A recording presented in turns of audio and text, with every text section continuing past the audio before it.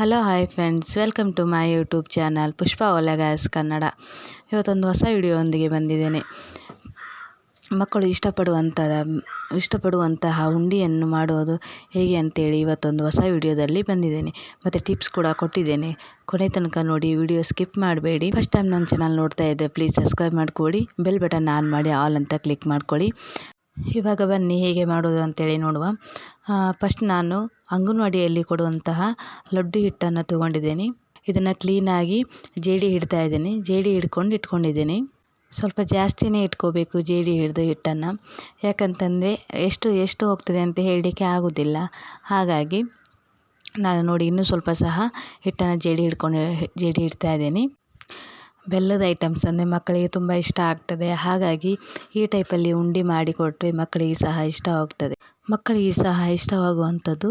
But ಅಂಗಡಿಯಿಂದ ತಂದು ಕೊಡೋದಕ್ಕಿಂತ ಮನೆಯಲ್ಲೇ ಮಾಡಿ ಸ್ವಲ್ಪವೇ ಮಾಡಿ ಕೊಡೋದು ಬೆಸ್ಟ್ ಅಂತಲೇ ಹೇಳ್ಬೋದು.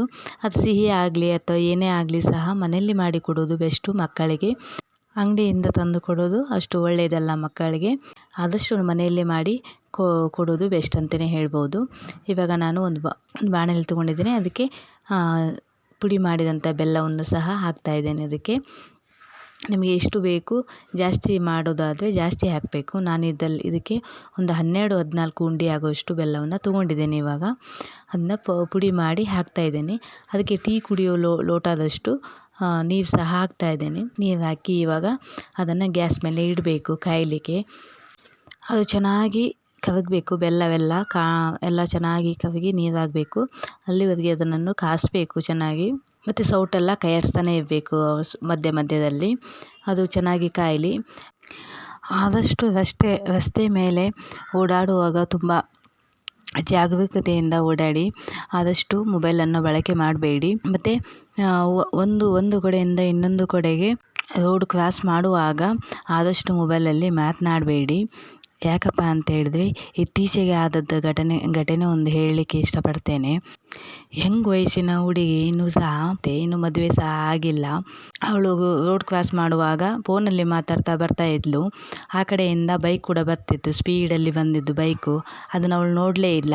ನೋಡದೇ ಇದಕ್ಕಾಗಿ ಆ ಬೈಕಿಗೂ ಮತ್ತು ಅವಳಿಗೆ ಟಚ್ ಆಗಿ ಆಕ್ಸಿಡೆಂಟ್ ಆಯಿತು. ಅದು ಏನಾಯಿತು ಅಂತ ಮತ್ತೆ ನೋಡುವ. ಇವಾಗ ಬೆಲ್ಲ ಎಲ್ಲ ಕರಗಿದೆ. ಇದನ್ನು ಸ್ವಲ್ಪ ಸೋಸ್ಕೋಬೇಕು. ಟೀ ಸೋಸ್ತೀವಲ್ಲ, ಅದರಿಂದ ಸೋಸ್ಕೋಬೇಕು. ನೋಡಿ ಇವಾಗ ಸೋಸ್ಕೊಂಡ್ಮೇಲೆ ನೋಡಿ ಇಷ್ಟು ಹೊಲಸು ಬಂದಿದೆ. ಏನಪ್ಪ ಅಂತಂದರೆ ಸಣ್ಣದಲ್ಲಿ ಉಸುಗು ಬರ್ತದೆ. ಮತ್ತು ಸಣ್ಣ ಸಣ್ಣ ಹಳ್ಳುಗಳು ಇರ್ತವೆ ಬೆಲ್ಲದಲ್ಲಿ. ಮತ್ತು ಕಬ್ಬಿನ ಸಿಪ್ಪೆ ಸಹ ಬರ್ತದೆ. ಹಾಗಾಗಿ ಆದಷ್ಟು ಬೆಲ್ಲದ ಐಟಮ್ಸ್ ಅಥವಾ ಸಿಹಿ ಏನಾದರೂ ಮಾಡಲಿಕ್ಕೆ ಹೋದಾಗ ಫಸ್ಟ್ ನಾವು ಬೆಲ್ಲ ಕರಗಿಸಿ ಸೋಸ್ಕೊಂಡು ಮತ್ತೆ ನಾವು ಮಾಡಲಿಕ್ಕೆ ಹೋಗಬೇಕು. ಇವಾಗ ನಾನು ಅದೇ ಬಾಣಲೆನ ಕ್ಲೀನಾಗಿ ತೊಳೆದಿದ್ದೇನೆ. ಏಕೆಂದರೆ ಸಣ್ಣ ಸಣ್ಣ ಉಸುಗೆಲ್ಲ ಇತ್ತು. ಅದಕ್ಕಾಗಿ ಕ್ಲೀನಾಗಿ ತೊಳೆದು ಮತ್ತು ಗ್ಯಾಸ್ ಮೇಲೆ ಇಟ್ಟು ಸ್ವಲ್ಪ ತುಪ್ಪ ಸಹ ಹಾಕಿದೆ. ನಾನು ಒಂದು ಸ್ಪೂನಲ್ಲಿ ತುಪ್ಪ ಹಾಕಿ ಅದಕ್ಕೆ ಬಾದಾಮಿ ಸಹ ಹಾಕಿದ್ದೇನೆ. ಬಾದಾಮಿಯನ್ನು ಸಣ್ಣ ಸಣ್ಣ ಪೀಸಾಗಿ ಕಟ್ ಮಾಡಿ ಹಾಕಿ ತೆಗೆದಿಟ್ಕೊಂಡಿದ್ದೇನೆ ಸೈಡಲ್ಲಿ. ಇವಾಗ ನಾನು ಏನು ಬೆಲ್ಲದ ಆಣವನ್ನು ಸೋಸ್ಕೊಂಡಿದ್ದೆ ಅದನ್ನು ಮತ್ತೆ ಹಾಕಿ ಗ್ಯಾಸ್ ಮೇಲೆ ಇಡ್ತಾ ಇದ್ದೇನೆ. ಇವಾಗ ಅದನ್ನು ಮತ್ತೆ ಬಿಸಿ ಮಾಡಬೇಕು. ಇವಾಗ ಅದನ್ನು ಆಣ ತೆಗಿಬೇಕು. ಆಣ ಬರುವವರೆಗೂ ಕೂಡ ಬಿಸಿ ಮಾಡ್ತಾನೆ ಹೋಗಬೇಕು. ಎಷ್ಟು ಮಟ್ಟಿಗೆ ಅಂದರೆ ನಮಗೆ ಉಂಡೆ ಗಟ್ಟಿಯಾಗಬೇಕಂದ್ರೆ ಆಣ ಸ್ವಲ್ಪ ಜಾಸ್ತಿ ಹಿಡಿಬೇಕು. ಬೇಡ ನಮಗೆ ಉಂಡೆ ಸ್ವಲ್ಪ ಮೆದುವಾಗಿರಲಿ, ಮಕ್ಕಳಿಗೆ ತಿನ್ನಲಿಕ್ಕೆ ಆಗಬೇಕು. ಮತ್ತು ಆಣವನ್ನು ಸ್ವಲ್ಪ ಅಷ್ಟೊಂದು ಗಟ್ಟಿ ಮಾಡಬೇಡಿ. ಸ್ವಲ್ಪ ಮಟ್ಟದಲ್ಲಿ ಆಣ ಬಂದರೆ ಸಾಕಾಗ್ತದೆ. ನೋಡಿ ಇವಾಗ ನಾನು ಇಡ್ತಾ ಇದ್ದೇನೆ. ಇವಾಗ ಸ್ವಲ್ಪ ಬಂದಿದೆ ಆಣ. ಇನ್ನೂ ಸ್ವಲ್ಪ ಬರಲಿ ಅಂತ ಬಿಡ್ತಾ ಇದ್ದೇನೆ. ಬಟ್ ಅವಳಿಗೆ ದೊಡ್ಡ ಪೆಟ್ಟೇನೂ ಆಗಲಿಲ್ಲ. ಬಟ್ 2 ತಿಂಗಳು ಮಾತ್ರ ಅವಳಿಗೆ ರೆಸ್ಟ್ ತೊಗೊಳ್ಳುವಂಥದ್ದಾಗಿತ್ತು. ಭುಜಕ್ಕೆ ಪೆಟ್ಟು ಬಿದ್ದು 2 ತಿಂಗಳು ರೆಸ್ಟ್ ತೊಗೊಳ್ಳುವಂಥದ್ದಾಯಿತು. ನೋಡಿ ಹಾಗೆ ಹೇಳಲಿಕ್ಕೆ ಆಗೋದಿಲ್ಲ. ಯಾವ ಟೈಮಲ್ಲಿ ಹೇಗೆ ಆಗ್ತದೆ ಏನಿರ್ತದೆ ಅಂತ ಹೇಳಲಿಕ್ಕೆ ಆಗೋದಿಲ್ಲ. ಆದಷ್ಟು ಹೊರಗಡೆ ಹೋದಾಗ ಫೋನ್ ಯೂಸ್ ಮಾಡೋದನ್ನು ಕಮ್ಮಿ ಮಾಡ್ಕೊಳ್ಳಿ ಅಂತ ನನ್ನ ಅನಿಸಿಕೆ. ನಿಮಗೆ ಹೇಗೆ ಅನ್ನಿಸ್ತದೆ ಅಂತೇಳಿ ಕಮೆಂಟ್ ಮಾಡಿ. ಇವಾಗ ಆಣೆಲ್ಲ ಬಂದಿದೆ ನೋಡಿ, ಚೆನ್ನಾಗಿ ಬಂದಿದೆ. ಮತ್ತು ಇವಾಗ ಗ್ಯಾಸಿಂದ ಕೆಳಗೆ ಇಡಬೇಕು. ಕೆಳಗಿಟ್ಟು ಹಿಟ್ಟು ಹಾಕಬೇಕು. ನಮಗೆ ಅದೆಷ್ಟು ಇಡ್ತಿದೆ ಅಷ್ಟನ್ನು ಹಿಟ್ಟು ಹಾಕಿ ಕೈಯಾಡಿಸ್ತಾನೆ ಬರಬೇಕು. ನಮಗೆ ಗಟ್ಟಿ ಆಗುವಷ್ಟು. ನೋಡಿ ನಾನು ಇವಾಗ ಹಿಟ್ಟು ಹಾಕಿ ಕೈಯಾಡಿಸಿದ್ದೇನೆ. ಅದು ಇನ್ನೂ ಸಹ ಹಿಟ್ಟು ಹಿಡಿತಿದೆ. ಇವಾಗ ನಾನು ಇನ್ನೂ ಸಹ ಹಿಟ್ಟು ಹಾಕಿ ಕೈ ಆಡಿಸ್ತಾ ಇದ್ದೇನೆ. ಮತ್ತು ಸೈಡಲ್ಲಿ ನಾನು ಒಣ ಕೊಬ್ಬರಿಯನ್ನು ಸಹ ತುರಿದಿಟ್ಕೊಂಡಿದ್ದೇನೆ. ಮತ್ತು 2 ಏಲಕ್ಕಿನ ಸಹ ನಾನು ಪೌಡರ್ ಮಾಡಿ ಸಹ ಇಟ್ಕೊಂಡಿದ್ದೇನೆ.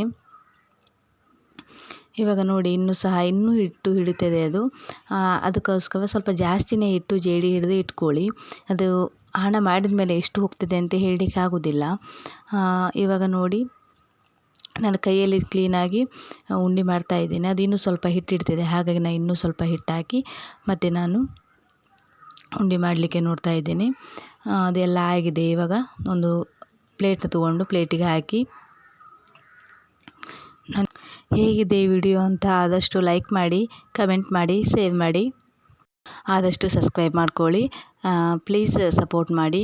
ನೋಡಿ ಇವಾಗ ಪ್ಲೇಟಿಗೆ ಹಾಕ್ತಾ ಇದ್ದೇನೆ ನಾನು ಎಲ್ಲವನ್ನು ಸಹ ಹಾಕಿ ಮತ್ತೊಮ್ಮೆ ಸಹ ಇನ್ನೊಮ್ಮೆ ಸ್ವಲ್ಪ ಉಂಡೆ ಮಾಡ್ತಾ ಇದ್ದೀನಿ. ಇವಾಗ ಸ್ವಲ್ಪ ಚೆನ್ನಾಗಾಯಿತು. ಮತ್ತು ಇವಾಗ ಸಣ್ಣ ಸಣ್ಣ ನಮಗೆ ಯಾವ ಸೈಜಲ್ಲಿ ಬೇಕು ಆ ಸೈಜಲ್ಲಿ ಉಂಡೆಯನ್ನು ಮಾಡ್ತಾ ಇದ್ದೇನೆ. ನೋಡಿ ದೊಡ್ಡ ಸೈಜ್ ಆದರೆ ದೊಡ್ಡ ಸೈಜಲ್ಲಿ ಮಾಡಿ, ಸಣ್ಣ ಸೈಜಲ್ಲಾದರೆ ಸಣ್ಣ ಸೈಜಲ್ಲಿ ಮಾಡಿ, ನನಗೆ ಬೇಕಾದ ಸೈಜಲ್ಲಿ ನಾನು ಮಾಡ್ತಾ ಇದ್ದೇನೆ. ಮಾಡಿ ಇವಾಗ ನಾನು ಸ್ವಲ್ಪ ಕೊಬ್ಬರಿ ಇಟ್ಕೊಂಡಿದ್ನಲ್ಲ ಅದಕ್ಕೆ ಸ್ವಲ್ಪ ಮೇಲೆ ಎಲ್ಲ ಹೊಳ್ಳಿಸಿ ಇಟ್ಕೊತಾ ಇದ್ದೇನೆ ಒಂದೊಂದಾಗಿ. ಮತ್ತು ಇದಕ್ಕೆ ಮೇಲೆ ಬಾದಾಮಿಯನ್ನು ಇಟ್ಕೊಂಡಿದ್ನಲ್ಲ ತುಪ್ಪದಲ್ಲಿ ಇದು ಮಾಡಿ, ಅದನ್ನು ಸಹ ನಾನು ಒಂದೊಂದು ಉಂಡೆಗೆ ಒಂದೊಂದು ಪೀಸನ್ನು ಇಡ್ತಾ ಇದ್ದೇನೆ. ಹೀಗೆ ಇಟ್ಕೊಂಡು ಹೀಗೆ ಮಾಡಿಕೊಟ್ಟರೆ ಮಕ್ಕಳಿಗೆ ತುಂಬ ನೋಡಲಿಕ್ಕೆ ಸಹ ಖುಷಿ ಆಗ್ತದೆ, ತಿನ್ನಲಿಕ್ಕೆ ಸಹ ಖುಷಿ ಆಗ್ತದೆ ಮತ್ತು ತುಂಬ ಟೇಸ್ಟಾಗಿ ಬರ್ತದೆ ಇದು. ನೋಡಿ ಮತ್ತು ಇದಕ್ಕೆ ಮೇಲೆ ಸ್ವಲ್ಪ ತುಪ್ಪ ಹಾಕಿ ತಿಂದರೆ ಇನ್ನೂ ತುಂಬ ಚೆನ್ನಾಗಿ ಟೇಸ್ಟ್ ಕೊಡುವಂಥದ್ದು. ತುಂಬ ಚೆನ್ನಾಗಿ ಬಾಯಲ್ಲಿ ತುಂಬ ಖುಷಿ ಆಗ್ತದೆ, ತಿನ್ನಲಿಕ್ಕೆ ಖುಷಿ ಆಗ್ತದೆ. ಓಕೆ ಬಾಯ್, ಮತ್ತೊಂದು ಹೊಸ ವಿಡಿಯೋಂದಿಗೆ ಸಿಗೋಣ. Thank you.